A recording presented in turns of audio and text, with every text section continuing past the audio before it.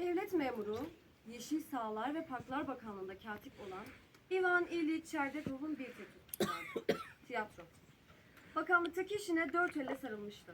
Memurlukta yükseleceği, günün birinde önemli bir koltuğa geçeceği yolunda umutlar besliyordu. Şimdiki durumu pek parlak olmasa da kendini bu en büyük zevkinden yoksun bırakmak istememişti. Böylece Rostov'un Sakallı Kontes oyununun gala gecesi için tiyatronun en güzel, en pahalı yerinden 2 koltuk bileti aldı. Adamcağızın kaderine bak. Saygıdeğer amiri, Yeşil Sahalar ve Parklar Bakanı, General Mikhail Brasilov da tiyatroya gelmez mi o gece? İyi akşamlar efendim. İyi akşamlar. İzin verirseniz size kendimi tanıtayım. Ben Çerdakov Ivan İlyich. Sizin ne büyük şeref efendim sizinle tanışmak. Ya, Sizin gibi ben de Yeşil Sağlık ve Parklar Bakanlığı'nda hizmet görüyorum efendim. Canla başla çalışıyoruz. aferin aferin. Bu sene ağaçlar iyi yetişmiş. Fidanlar da iyi boyamış. Eşim de sizinle tanışma mutluluğuna erişmek istiyor efendim. Eşim Madame Çerdakov. İyi akşamlar efendim. Şeref yap oldum hanımefendi. O şeref bendenize ait efendim. İyi seyirler. Madame Brazilov, işte eşim Madame Çerdakov. Memnun oldum Madame Brezilov. Nasılsınız? Şimdi sayın eşinizle tanışmak onuruna erdim. Canım, ben de eşimin kocasıyım. Umarım afiyettesiniz Madame Brazilov. Özür dileriz hanımefendi.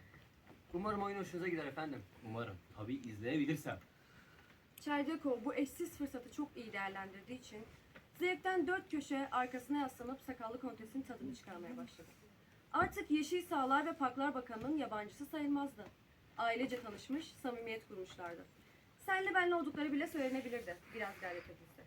İşte tam o sırada ansızın, geldim geliyorum demeden, fırtınalı göklerden inen bir yıldırım gibi Çerdekov'u başını geriye atıp Açın! eyvahlar olsun, özür dilerim Sayın Generalim, çok affedersiniz. Yüce Tanrım. Önemsiz bir şey. Önemsiz ha? Önemsiz olur mu hiç? Önemsiz demeye nasıl diliniz varır? Düpedüz hayvanlık denir ben bu yaptığıma. Kapatın gitsin. Kapatmak mı? Kapatmak elimde mi sayın generalim? Üzerinizi sırılsıklam ettim. Lütfen beni affedin. Amma uzattınız. Yeter. Nasıl olur? Başınızı sırılsıklam ettim. Soğuk havaya çıkmanızdan endişe ediyorum efendim. Özür dileriz efendim. Şey, burnuma bir toz parçası kaçtı da soğuk algınlığı değil. Tabii kusura bakmayın. Çerdakov ne kadar çabalasa da bu olayı aklından çıkaramıyordu. İşlediği küçük kabahati gözünde büyüttükçe büyütmüştü. Generalin ensesinde patlayan aksırık artık düşman mevzilerine dikilmiş bir topun gümlemesinden farksızdı onun için. Bu affedilmez suçunu olanca dehşetiyle görebildiği için olanları yeniden ağır ağır aklından geçirdi.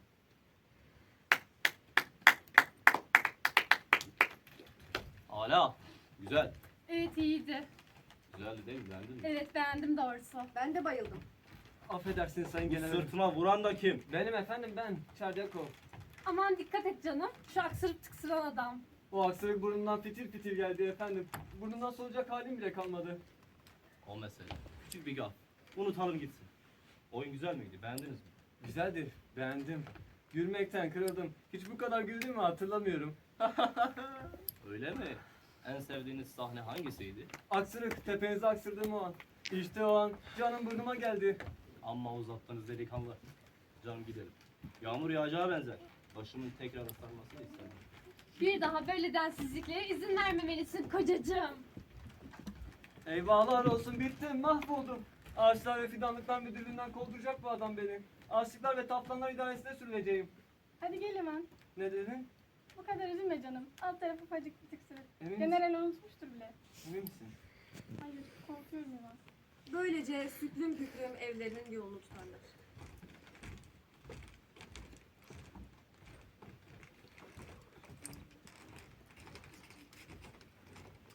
Acaba generale bir armağan alıp gönlünü mü alsam? Belki birkaç yıl tablosu. Çerdakov'un mesleğinde yükselme umutları burnunun yeliyle harman gibi savrulmuştu. Generalin huzuruna çıksam, yalvarsam, yakarsam, burnu sürtülmüş bir adam gibi alttan alsam. Beni bağışlar herhalde. Hadi yatalım İvan. Olmaz, olmaz. Efendiden biri olmak istiyorsan eğer, efendiyle davranman yakışık kalır. Belki ona hatırlatmasan daha iyi edersin. Olmaz ya. Ne yapsam ki Böylece- bilemedim şimdi. Böylece sabah oldu. Rastlantı bu ya, general o gün dilek sahiplerini dinliyordu. Çerdekov'un önünde 50-60 kişi bulunduğu için sabahın erken saatlerinden akşama kadar bekledi.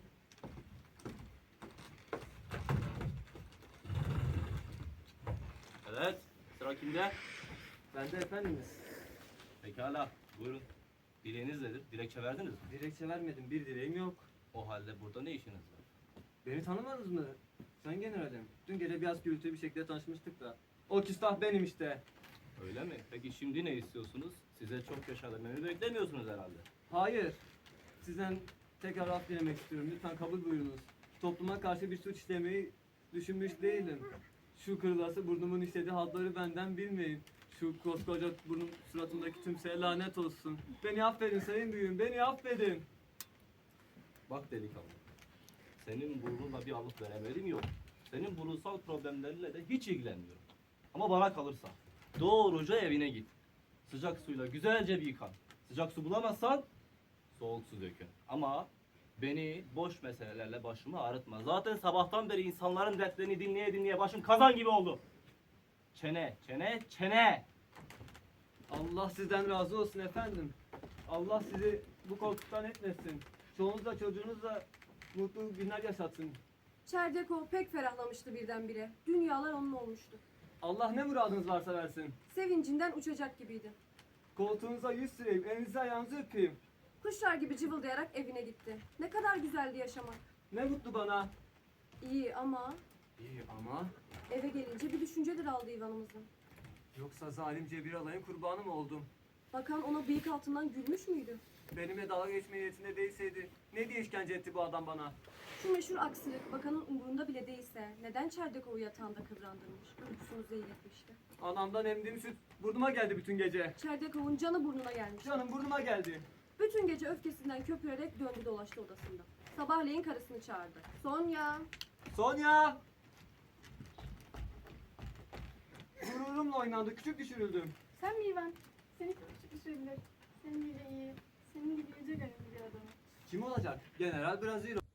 Benimle öyle ince ince yalan etti ki insan dikkat etmese ruhu bile duymaz.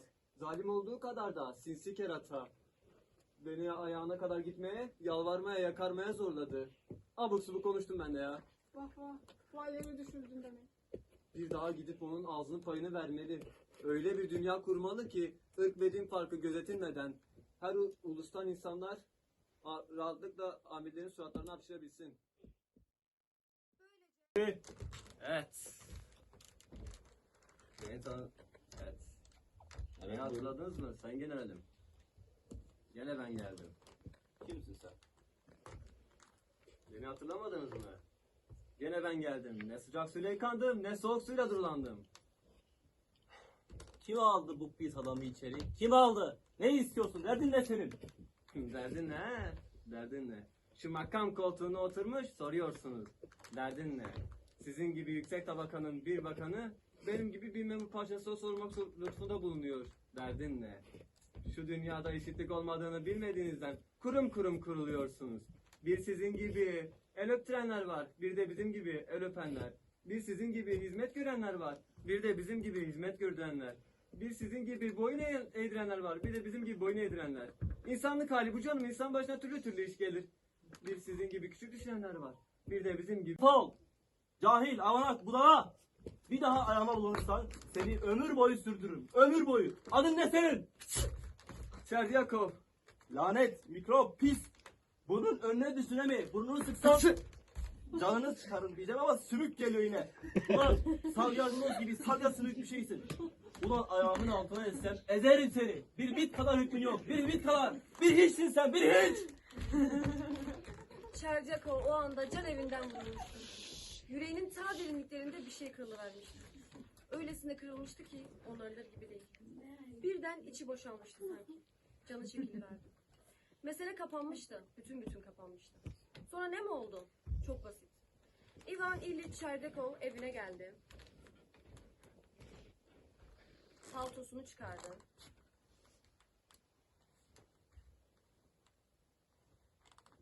Sedire uzandı.